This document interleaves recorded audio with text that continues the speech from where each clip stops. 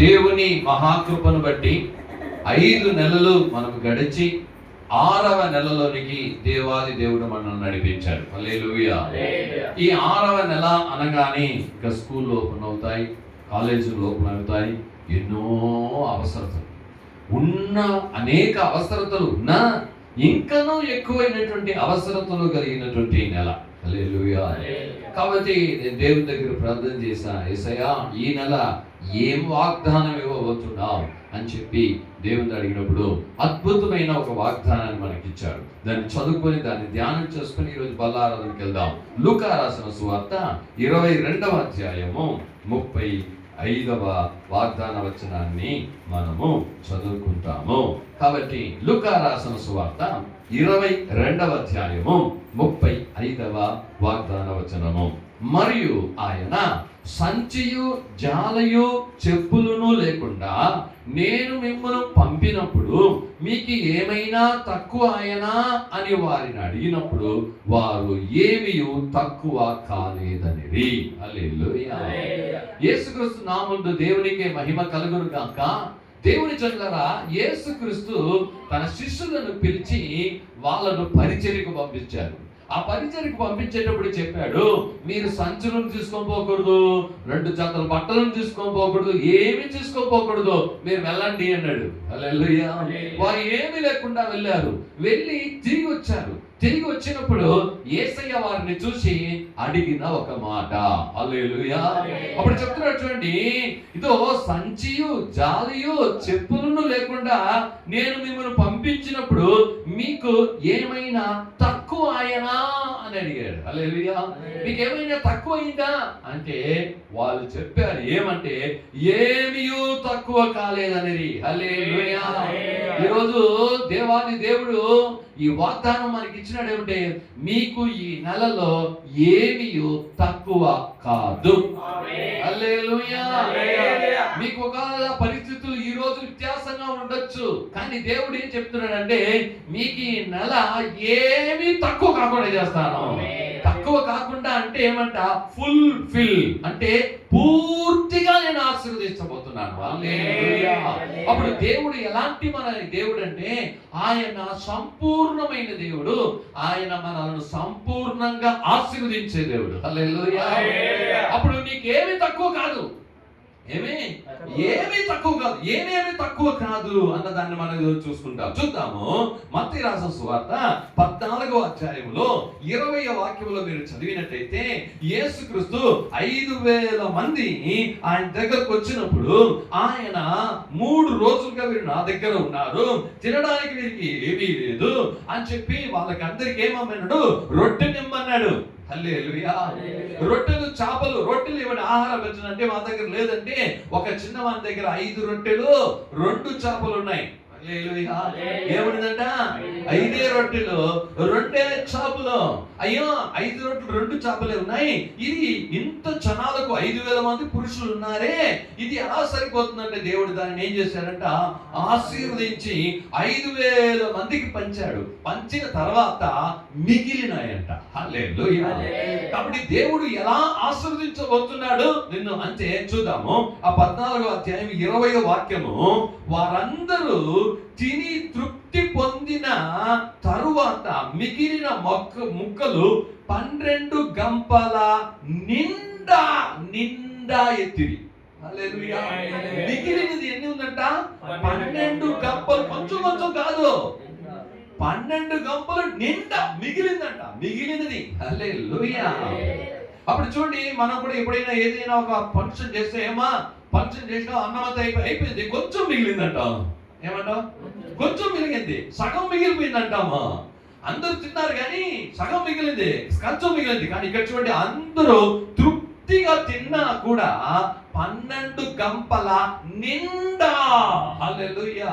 అప్పుడు దేవుడు ఎలా ఆశీర్వదించే దేవుడు అంటే మిగిలితే కూడా కొంచెం కాదు. హల్లెలూయా. అది కూడా నిండుగా ఉంటుంది. యేసయ్య తన శిష్యులకు చెప్పాడు, మీకేమైనా కొదవైందా, మాకేమీ కొదవరా. హల్లెలూయా. అప్పుడు యేసయ్య ఈ నెలలో దేవుడు నీకేం చేస్తున్నాడంటే కొదవ లేకుండా నిండుగా ఆశీర్వదించబోతున్నాడు. అది చేసి పొందుకున్న తర్వాత మిగిలింది కూడా ఎంత ఉందంటే నిండుగా ఉంటుంది. హల్లెలూయా. చూద్దాము అదే మత్తయి రాసిన సువార్త 15వ అధ్యాయములో 37వ వాగ్దాన వచనంలో కూడా యేసయ్య ఇంకొక మాటను కూడా చెప్తున్నాడు. చూద్దాం. వారందరూ తిని తృప్తి పొందిన మీదట మిగిలిన ముక్కలు 7 గంపల నిండా ఎత్తిరి. హల్లెలూయా. రెండో అద్భుతం కూడా చేశాడు యేసయ్య. తర్వాత కూడా మిగిలినటువంటి ఆ రొట్టెలన్నీ తీసుకొచ్చింది. ఎంత వచ్చిందంట? 7 గంపలు నిండుగా వచ్చిందంట. హల్లెలూయా. అప్పుడు 7 అంటేనే ఒక సంపూర్ణమైనటువంటి ఒక కార్యం. ఈ నెలలో దేవుని జనులారా, నువ్వు ఏ కార్యాన్ని కొరకు నువ్వు ఎదురు చూస్తావు? అయ్యో నాకు ఎంతో శ్రద్ధలు ఉన్నాయే, ఏం చేసే తెల్ల, ఈ విషయం నేను ఏం చేసే తెల్ల అని అనుకుంటున్నావా? దేవుడు నీకు నిండుగా ఆస్వాదించే దేవుడు. హల్లెలూయా. కొరత లేకుండా ఆస్వాదించే దేవుడు. ఒక ఆమేన్ చెప్పు. హల్లెలూయా. నాకేమీ తక్కువ కాలేదు. హల్లెలూయా. దేవుడు ఇంతవరకు కూడా తక్కువ కాకుండా నిన్ను నడిపిస్తున్నాడు. ఈ నెలలో కూడా తక్కువ లేకుండా నిన్ను నడిపిస్తాడు. ఆమేన్. హల్లెలూయా. కొన్ని సమయంలో మన జీవితంలో కొన్ని కార్యాలు వచ్చేస్తూ ఉంటాయి. చూద్దాము. మార్కు రాసిన సువార్త 4వ అధ్యాయంలో ఒక మాటను అక్కడ చూస్తే 4:37వ వాగ్దాన వచనంలో చూసినప్పుడు ఆ 35 నుండి చదువుతాము. ఆ దినమే సాయంకాలం అయినప్పుడు ఆయన అద్దరికి పోదుమని వారితో చెప్పగా వారు జనులను పంపివేసి ఆయన ఉన్న పాటన చిన్న దోణిలో తీసుకుని పోయిరి. ఆయన వెంబడి మరికొన్ని దోణులు వచ్చెను. అప్పుడు పెద్ద తుఫాను రేగి ఆయన ఉన్న దోణి మీద అలలు కొట్టినందున దోణి నిండిపోయాను.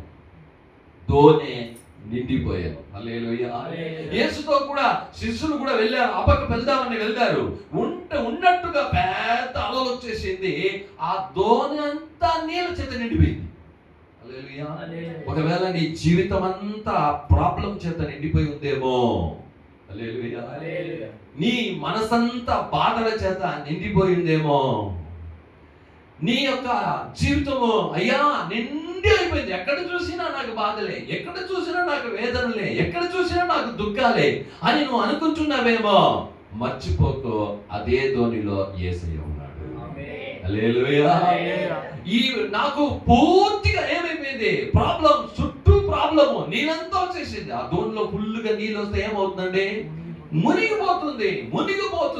ఈరోజు దేవుడు చెప్తున్నాడు, నీకు మునిగిపోయేంత ఒకవేళ శ్రమ వచ్చినా, మునిగిపోయేంత ప్రాబ్లం వచ్చినా మర్చిపోవద్దు, నేను ఆ దోణిలోనే ఉన్నాను. హల్లెలూయా. నువ్వు మునిగిపోవు, నేను పూర్తిగా నిన్ను ఏం చేయబోతున్నాను? ఆశీర్వదించబోతున్నాను. అంటే ఆ దోణిలో ఉన్నటువంటి నీళ్లను పూర్తిగా తీసివేయబోతున్నాను. హల్లెలూయా. ఒకవేళ నీ జీవితం అలా ఉందేమో, దేవుడు ఈరోజు చెప్తున్నాడు దాన్ని నేను తీసివేస్తానంటాడు. ఎంతమంది విశ్వాసిస్తున్నారు? హల్లెలూయా.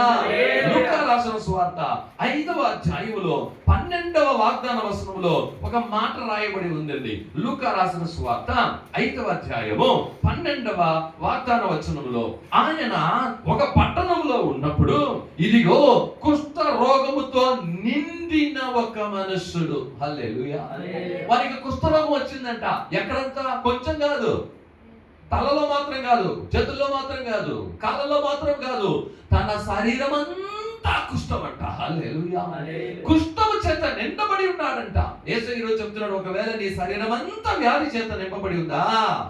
హల్లెలూయా. ఏం చేసేదయ్యా? అది బలహీనత, ఇది బలహీనత, ఇది కష్టము, ఇది కార్యం అని అనుకుంటున్నావా?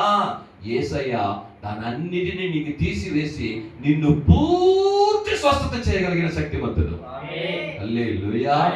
అప్పుడు కుష్ఠరోగాన్ని యేసయ్య ఎలా స్వస్థపరిచాడండి? కొంచెం స్వస్థపరిచాడా?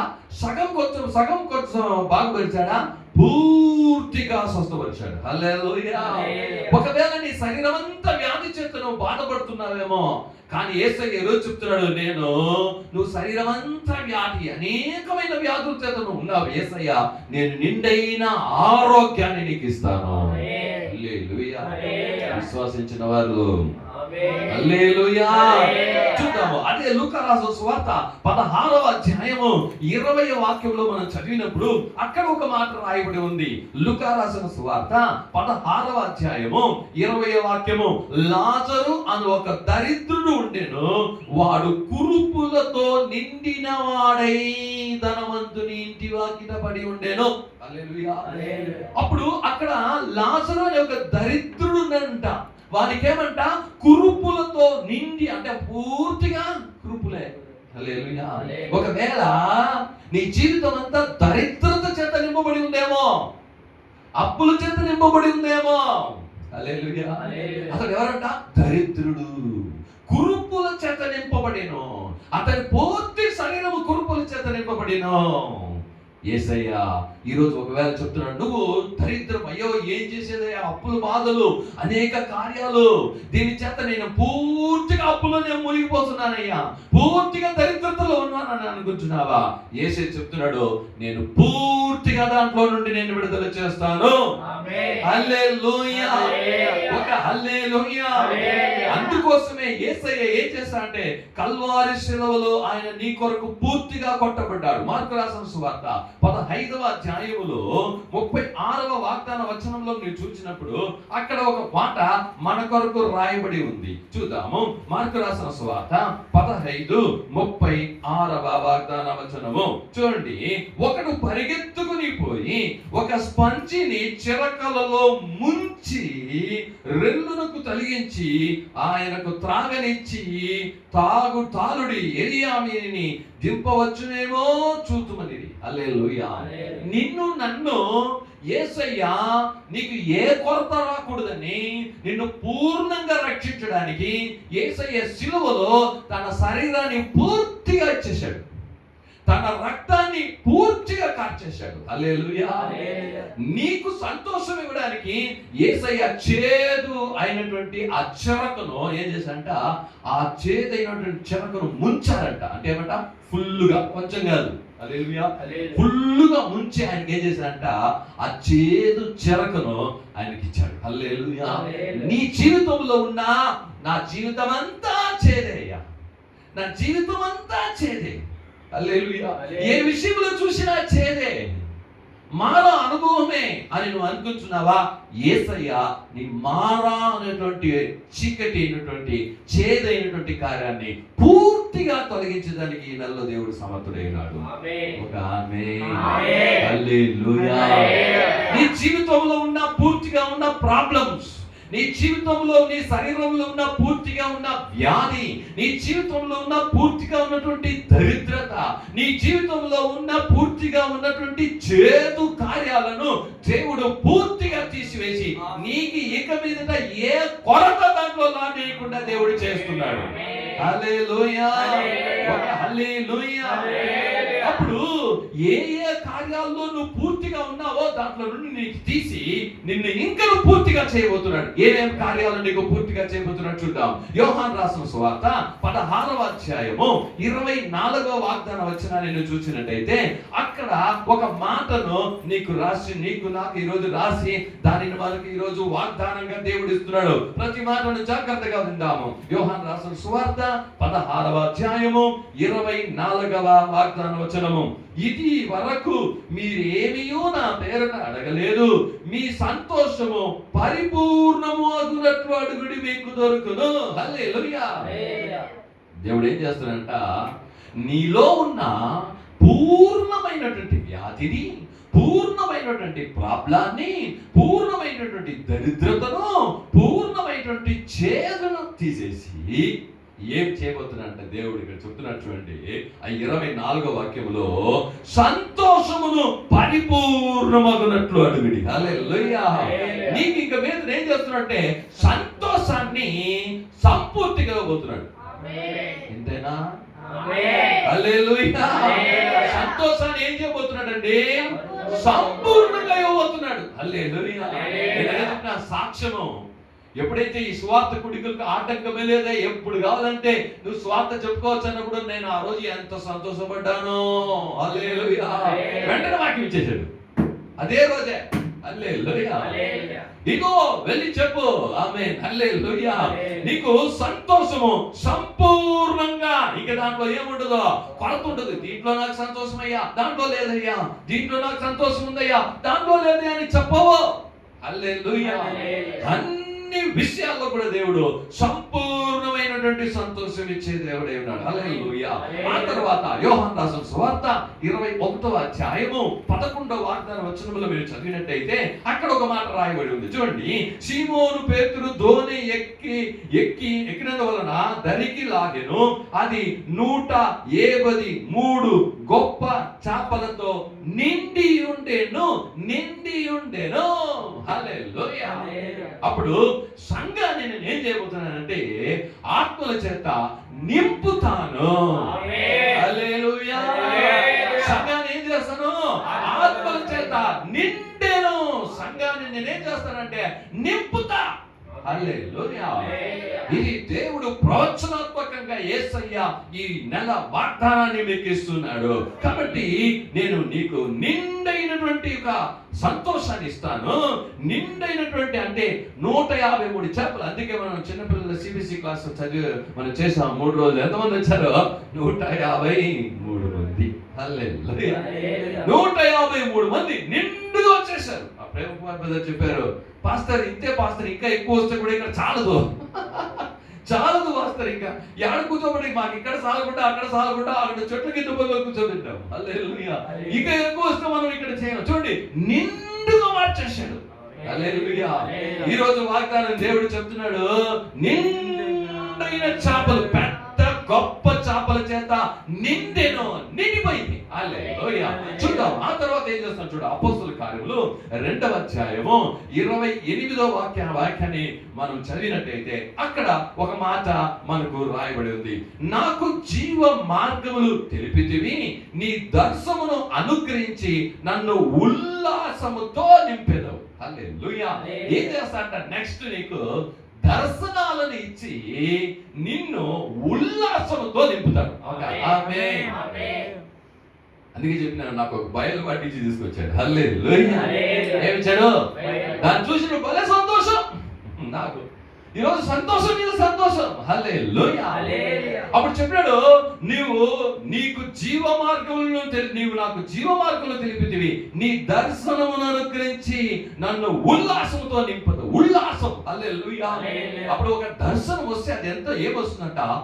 సంతోషం వస్తుంది నీ హృదయంలో. దేవుడు ఒక దర్శనం చూపిస్తే, ఒక బయలుబాటు వస్తే ఎంత సంతోషం వస్తుందో తెలుసా? ఈ రోజు వాక్యం చెప్పడానికి ముందు యేసయ్య నైట్ నాకు ఏం చేశాడు? బయలుబాటిచ్చాడు. దాన్ని చూసేలాగా ఎంత సంతోషమో. హల్లెలూయా. నీకు కూడా ఏం చేస్తాడంట? బయలుబాటులు ఇచ్చి, దర్శనాలను ఇచ్చి నిన్ను సంతోషపరుస్తాడు. అది ఎట్లా? కొంచెం కాదు. హల్లెలూయా. పూర్తి సంతోషం. ఆమేన్. హల్లెలూయా. చూద్దాం అపోస్తలుల కార్యము 6వ అధ్యాయము 3వ వాగ్దాన వచనము. ఈ రోజు నీకు అనేక విషయాలను పూర్తిగా ఇవ్వబోతున్నాడు. ఆమేన్. హల్లెలూయా. జాగ్రత్తగా వినండి. ప్రతి మాట ప్రవచనాత్మకంగా యేసయ్య దేవుడు ఇచ్చిందే. అందుకే చెప్తున్నా, మీరు రిసీవ్ చేసుకోవాలి, అలాగే ముద్ర వేసుకోవాలి. అవన్నీ కూడా చూడండి, 6వ అధ్యాయం 3వ వాక్యం చెప్పబడుతున్నది. కాబట్టి సహోదరులారా, ఆత్మతోను జ్ఞానముతోను నిండుకొని మంచి పేరు పొందిన 7 మనుషులను మీలో ఏర్పరచుకొనుడి. హల్లెలూయా. ఆ తర్వాత దేవుడు చెప్తున్నాడు, నేను మిమ్మల్ని ఆత్మతోను దేవునిని ఎరిగిన జ్ఞానముతోను నిన్ను నిండుగా నింపుతాను. దేంతో నింపుతాడంట? ఆత్మతో నిన్ను నింపుతాడు. రెండోది జ్ఞానముతో నిండుకొని. హల్లెలూయా. అప్పుడు పరిశుద్ధాత్మ నీకు నిండుగా ఇస్తాడు. హల్లెలూయా. దేవుణ్ణి ఎరిగిన జ్ఞానముతో నిన్ను నింపుతాడంట. చెప్పు హల్లెలూయా. కాబట్టి దేవాది దేవుడు అలా చేసే దేవుడై ఉన్నాడు అని మనం చూస్తున్నాం. చూడండి, 6వ అధ్యాయము 8వ వాక్యాన్ని కూడా మనం చదివినట్టయితే, స్టెఫాను కృపతోను బలముతోను నిండినవాడై ప్రజల మధ్య మహత్కార్యమును గొప్ప సూచక క్రియలను చేయుచుండెను. హల్లెలూయా. నెక్స్ట్ నీకు నింపబోతున్నాడు. ఏంటంటే కృపతో. హల్లెలూయా. దేంతండి? రెండవది బలంతో. హల్లెలూయా. ఏమిటంట? కృపతో బలముతో నిండి. ఎందుకు కృప బలం అంటే ఆయన ఏం చేశారంట? స్టెఫాను అక్కడ నిండిన వాడే ప్రజల మధ్య మహత్కార్యములను గొప్ప సూచక క్రియలను చేశాను. అప్పుడు మిమ్మల్ని ఆయన కృపతో నిండుగా నింపి ఆయన యొక్క